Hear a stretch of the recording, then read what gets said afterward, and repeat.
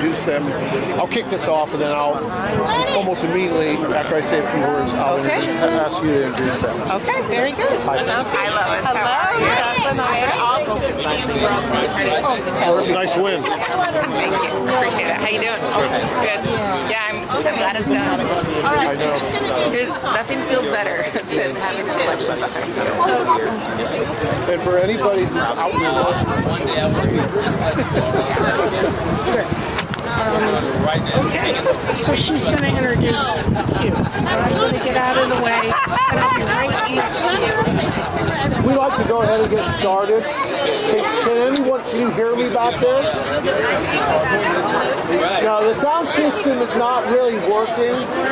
So could we have it quiet?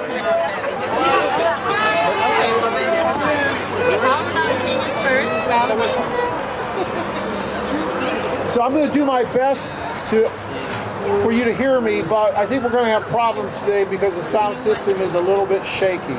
I am Steve Budd. I am a board member of the East End Neighborhood Development Corporation. So I think you all know we're here today to celebrate the opening of Ruskin Commons. This has been a project that's been in the works for 10 years. This gives us now a new front door to the school, which is what the community has always talked about. So you may notice we have a few musicians here. I'm going to ask Lois to come up and introduce and talk about what we have here. Okay. Good morning. My name is Lois Ramey. I am the director of Cue the Music, which is a program housed here at Ruskin in conjunction with Miracle Makers, which is sponsored by the East End Community Center. And our program, Cue the Music, is sponsored by the Dayton Philharmonic Arts Alliance. And so we meet 4 days a week. For 3 hours a day, and work with children from 3rd grade to 6th grade to teach them how to play string instruments, but most importantly, also learning respect, responsibility, and teamwork. So, yes. So we have three students here for you today to play. Ainsley is in the back playing viola. Raise your hand, Ainsley.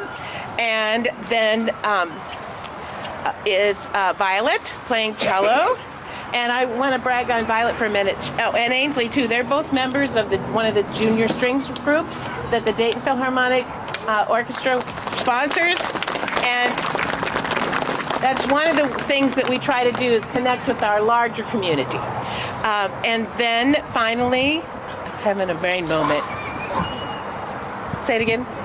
Brittany, oh my gosh, senior moments. Brittany is also joining us. Brittany and Violet are in 6th grade. Ainsley's in 5th grade. And so we have 2 songs to play for you. The first one is In the Hall of the Mountain King by Edvard Grieg, a perfect one for this time of year. And then the second one is March from the Meister Singers. So, okay. All right, here you go.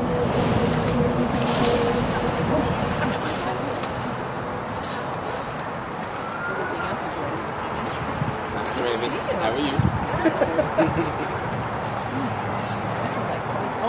Good.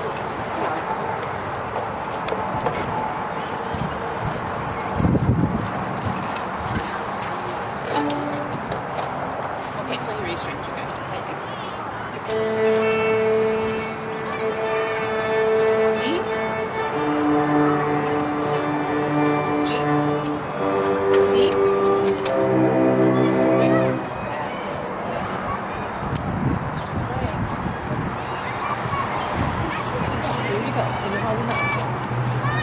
Don't worry about being piano, play that. 1 and 2 and 3 and 4.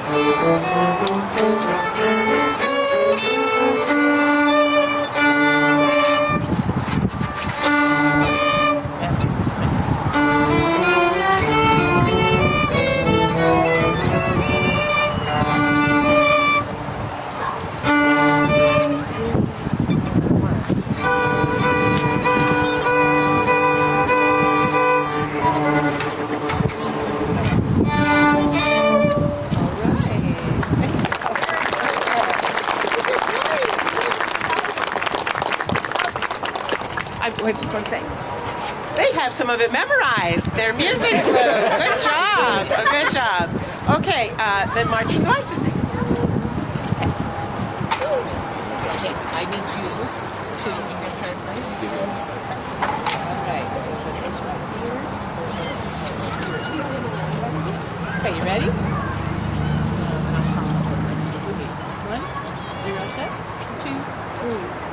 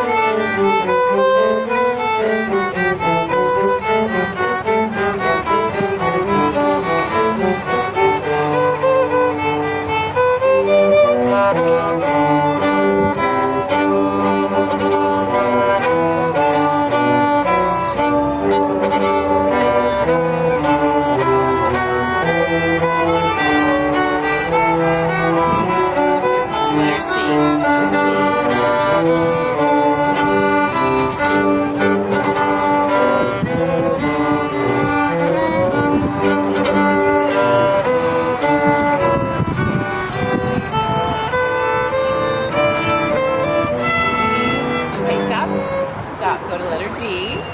Thank you, Mr. Rosebud. Letter D. Ready? Letter D. 1, 2, 3, 4.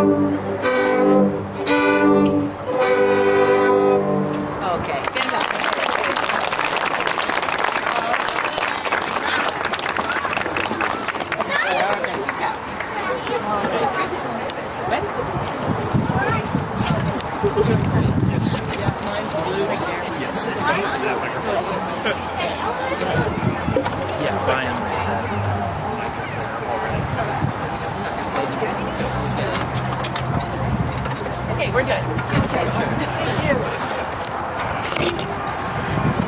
How about one more round of applause to these young students?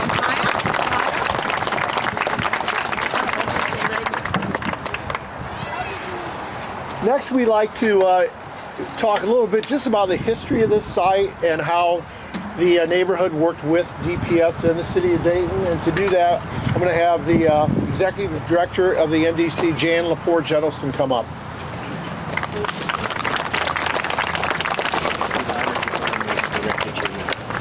Okay, gotcha. Brian says hold the mic directly to my mouth. Can we hear me? Okay, all right. Brian, who knows about mics and is a great page holder, Brian is the principal. Brian Ertzgard is the principal of Ruskin Elementary. I think this is your 8th year? Okay. And Brian is an amazing principal, and we have been in partnership with Brian for many years, and I'm just grateful to him for all of the support that he's provided our children, our families, and the community as a whole. So thank you, Brian. So let me give you, thank you. So, as mentioned by Steve earlier, Ruskin Commons has been 10 years in the making.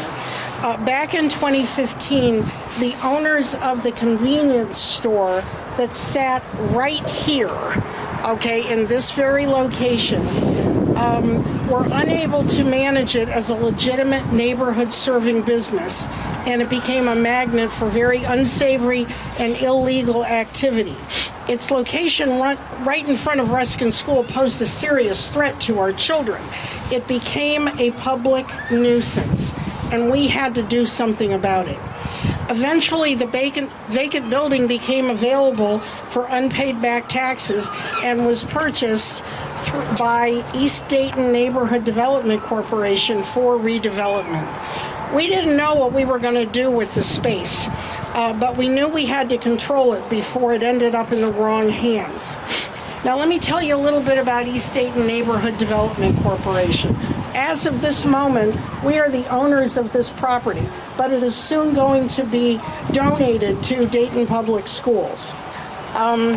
Our mission is to increase decent, safe, and affordable housing opportunities for this community and all of East Dayton, and to facilitate public improvements and create new amenities that contribute to a high quality of life in our community. EDNDC was established back in 2015, and at that time we were the community development arm of East End Community Services, which is just up the road to the east. Around 2017, we started asking the community, what do you want to do with this space? What does the neighborhood need?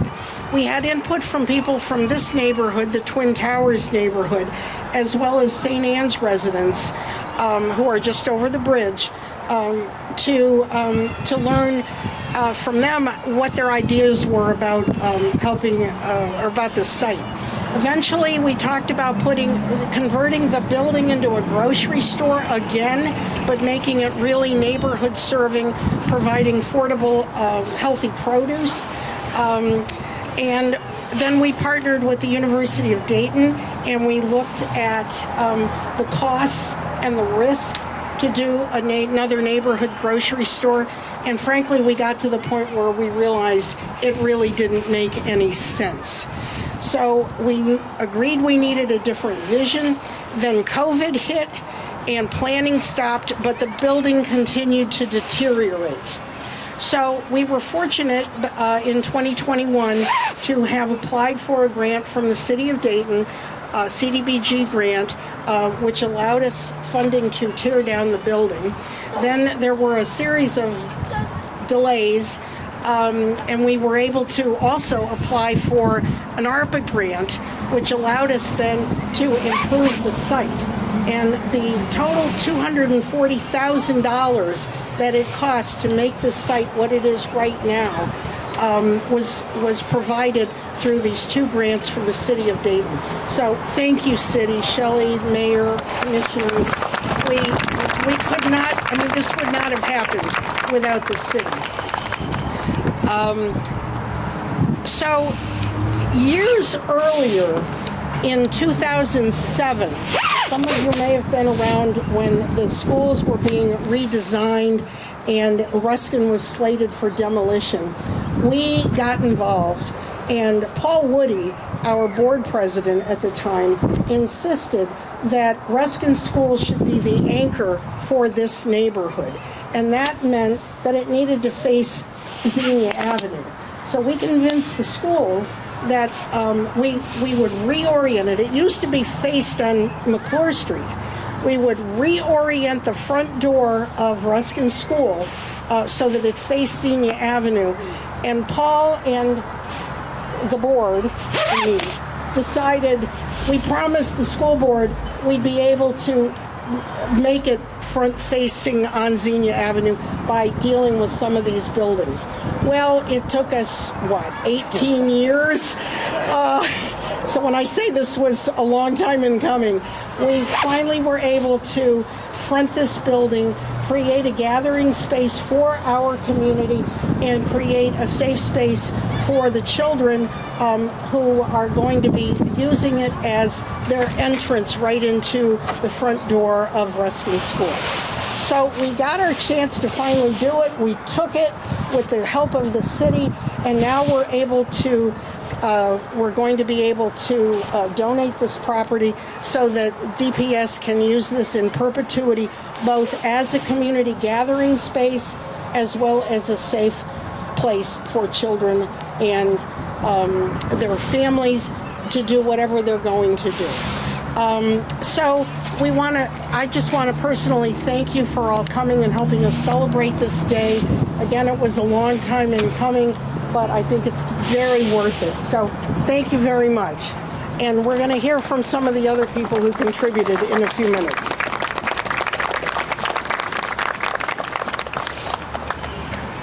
Could DPS Superintendent David Lawrence come forward? So the superintendent's going to say a few words and accept the donation. Absolutely, thank you. First of all, Ms. Ramey, it's so good to see you. Always about kids. That warms my heart on this very windy and cold day. I also want to pay homage to Dr. Percy Mack, former superintendent, and former Superintendent Lori Ward, who was Deputy Superintendent in Operations at the time when this started, Jan, and they are smiling from far away. Well, Lori's not too far away, and Dr. Mack sent me a text the other day. He's in South Carolina. He wants to say that you are a fighter. You are a fighter. You are going to push for Ruskin. You're going to push for East End. This is your space, and we appreciate the work that you do to help us do the work we do. Yes, for sure.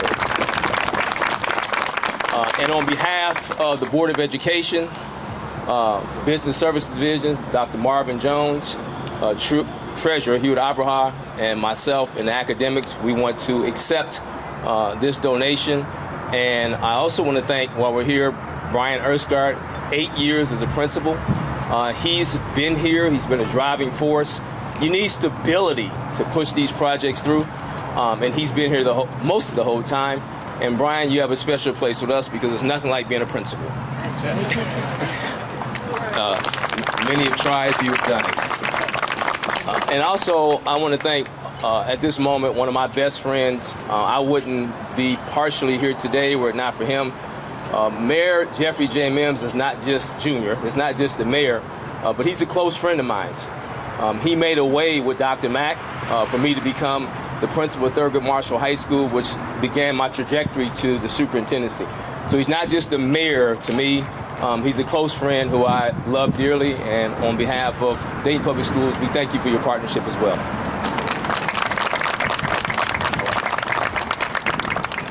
Thank you. We have a whole bunch of people we want to thank, but we have to start out with the city of Dayton. The almost $240,000 that went into making this site look the way it has today came from the city of Dayton. And special thanks to the city manager, Shelley Dickstein. And I want to acknowledge or reach out to a couple staff members, Sarah Geist, Tony Kroger, Andrea Turnquist, Jordan Burita, and Joe Wynell. And now, saying a few words for the city is our mayor, Jeffrey Mims.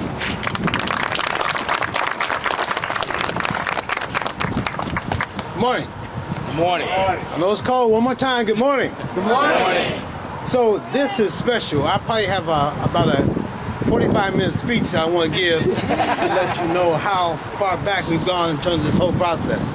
I want to recognize some of our commissioners who are here. Matt Joseph, of course, and Daryl Fairchild, but also in absence, Shanice Turner-Sloss and also Chris Shaw. You know, when we got the ARPA funds, even before we got those funds, we had to figure out how we were going to spend those dollars. $138 million. So we decided to go and do something different than a lot of cities have done across the nation. We decided to have 8 meetings throughout this community to ask you how you want us to spend those dollars. And when we did that, we came up with a whole list of requests, about $450 million worth of requests, but we only had $138 million to deal with. So we looked at projects that we knew would make a difference, and we looked at people who had continuously made a commitment to this city. So when I go back, and I go back for a bit as teacher and board president in Dayton Public Schools, Jan, Board Jennison, has always been a key, I don't know how to say it, giant as far as this community is concerned. I go back a bit. In '73, we started desegregation of schools, and then '76, when the court said we had to do it all over the whole city. Ruskin has been a foundational piece of making peace in the city of Dayton. Your work, Your work cannot go without mentioning over and over and over again. The whole East End Community Center has provided this situation that we're doing right now on a very miniature basis way back in the day, but even more so right now. Going back through certain superintendents, going back through, again, the principal, Ken Dixon, way back in the day, who was also a very giant as far as this community is concerned. And as we go forward, even talking about this current superintendent, David Lawrence, and one of the reasons as board president that I pushed him to be a principal back in the day is because he had the skills. I don't know anybody who works as hard as he does as far as this community is concerned. So again, give him a nice round of applause again. This work that you have come together to make happen for the young people that we have in this community is doing God's work. We always talk about those type of situations that we do, blending church, school, city, all those kind of things. Those are the main indicators of quality of life items that we have, or issues that we have as far as our city is concerned. When you come together with a vision that you've had as long as you've had it, and to stay with it, like Jan mentioned earlier, well, it took us a while to make this happen. Because we trusted you, not only because of the spirit that you had demonstrated at that point in time, but we trusted you because we, again, like I mentioned about the superintendent, we never saw anybody work as hard as you have worked as far as your community is concerned. So the blessings come to you from all the 138, 39 citizens that we have in the city of Dayton. Great love and passion for you for the great work that you've done. And thank you and this whole community. Thank you. Appreciate it.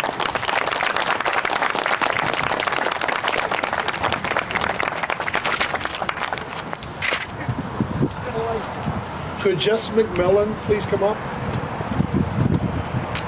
A couple words about the Mosaic Institute. They were one of the key partners on this project.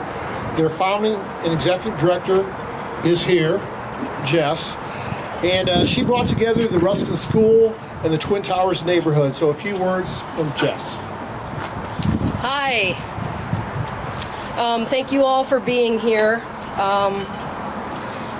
The Mosaic Institute is a small but mighty arts organization that has unified thousands upon thousands of people in the Dayton community. We are 10 years old this year and unified over 5,000 to create the Oregon District Memorial alone.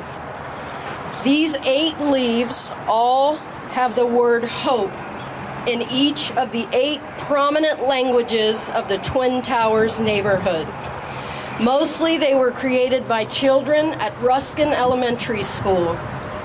We want to thank all those kids for creating a small part of this large legacy that will outlast us for generations to come. Hope is more important now than ever before, as a myriad of barriers of division divide us every day.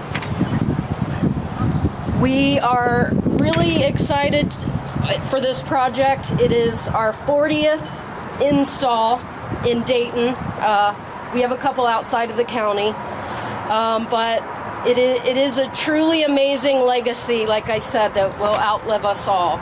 I want to thank my artists, amazing girls, Jackie Bishop and Callista Dillon. They do the detailed components of these pieces so we can take them out into neighborhoods so communities can create them, and then they're installed in that neighborhood. Also want to thank Hope Church and Miss Stephanie for helping us connect to adults in recovery here on Xenia Avenue. They helped create some of the leaves, and then some parents and other advocates in the community also helped.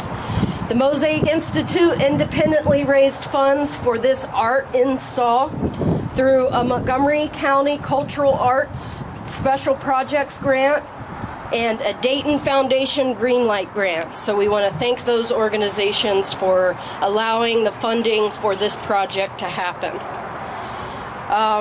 Miss Molly bringing her UD students to help us create some of them and to help with the install was also amazing. And I'll leave you with a simple quote that really is the heart of the matter here. Nelson Mandela. Let our hopes, not our hurts, shape our future. Thank you.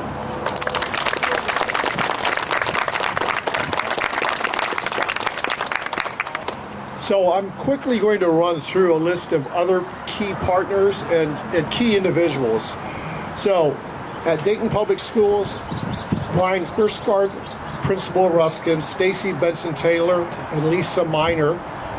The Project Planning Committee, Paul Woody, Jim Barrett, Jan, Leslie Sherwood, Brian Erskard, Libby Fries. We even had design consultants, Adam Ravenstein and John Gower, and Jurgens Construction, which was involved in the demolition of the building that was on this site prior. BOS Distributors, Tony Sizemore, Ohio Electric, Correct Plumbing, Gastomsky, whatever she just said, Masonry. They matched the bricks and they did a great job. The Snyder Brick Block and Mural, they actually used bricks from the original Ruskin construction 20 years ago for this site. A to Z Property Management, LJ DeWeese, Centerville Landscaping for the trees. Now, the trees are coming though, correct?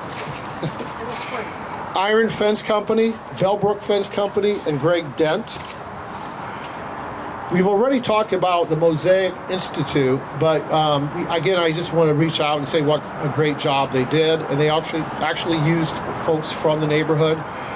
Good Shepherd Ministries and Sharon Trapp. Good Shepherd has been a special partner for the NDC for years and years on many, many projects. Special recognition to the project manager for this, staff member at the NDC, Carl Dougherty, who happens to be in Chile. Jim Barrett, board member, vice president. Jim's back here. Jim has been the guiding light on trying to make sure this project got done. And now we'd like to talk about Paul Woody. I've got 12 pages here. I asked Jan why we had 12 pages to talk about Paul, and she said he wrote it all. So the good news is I've cut it down to about a page. So who is Paul Woody? He is the, he had the vision for this community development in Twin Towers, including a physical gathering space for community members to meet, greet, and get to know each other as a foundation for healthy and caring neighborhoods. If you don't know Paul's history, I'm going to tell you some of it.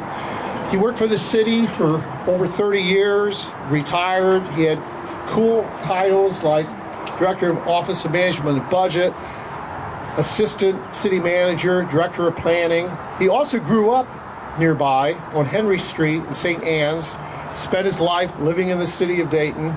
I think though you went somewhere else for college, right, Paul? So he left town for that. He's real proud of the fact that in the 70s and 80s, he came up with names for 77 neighborhoods in the city. I always thought that was like 50 too many, but that's just my own opinion. He's founding member of the East End Community Services and the East Dayton Neighborhood Development Corporation, and he's, I think, serving as board president for life, because we don't ever vote for you, do we, Paul? Okay. Pretty cool gig if you can get it, I guess. Paul had the vision again for this project. He's a community builder, and we would like to now unveil the plaque and name this after Paul Woody. Jan is going to do this.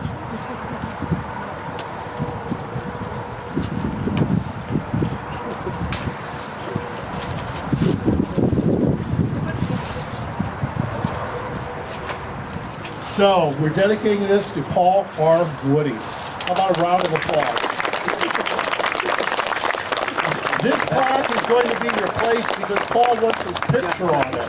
So probably next time you come by, you'll see a bigger plaque. So now we'd like to have a ribbon cutting, and then we will be finished.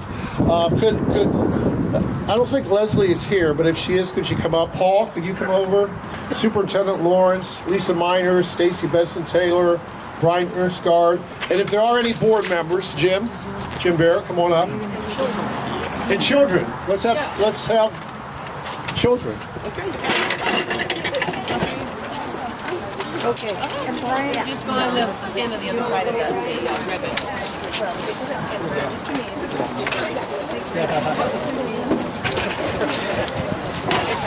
Now, once we're all positioned with our scissors, just so you know, I'll do a 1, 2, 3 countdown here, then we'll cut the ribbon.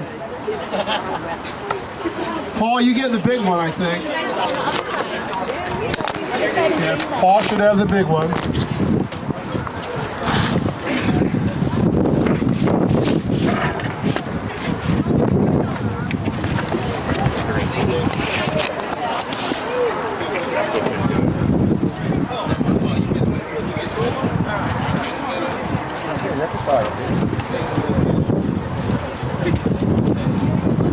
Okay, do not cut the ribbon yet. I'm going to count to 3. So on 3, cut the ribbon. 1, 2, 3. Thanks for coming. We have punch and cookies in the back.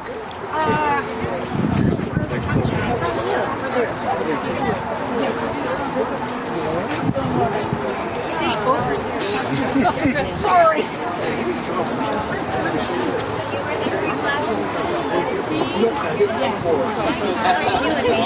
Good to see you. You know I love you, girl.